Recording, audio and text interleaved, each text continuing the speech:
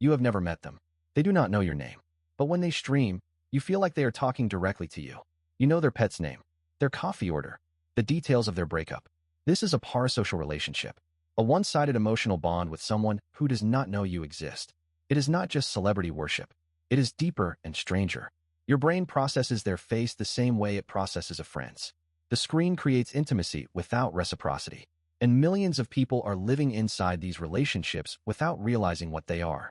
The easy explanation is loneliness. No friends, no social life. But that is not quite right.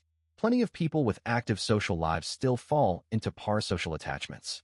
The real driver is something else. Real relationships are hard. They require vulnerability. The other person can hurt you, reject you, disappoint you. A parasocial relationship eliminates all of that. The streamer will never cancel plans, never judge you, never leave.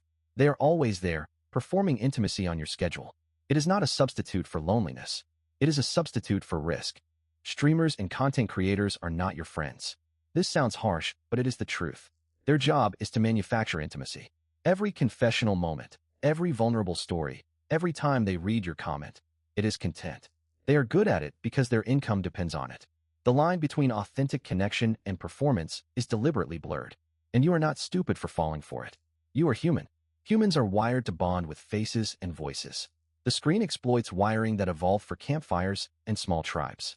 People chase the perfect connection, the streamer who understands them completely, the creator who says exactly what they needed to hear. But the perfect connection does not exist. Not in a chat room, not in a donation message, not anywhere. Real human bonds are imperfect. They involve friction, disappointment, and effort.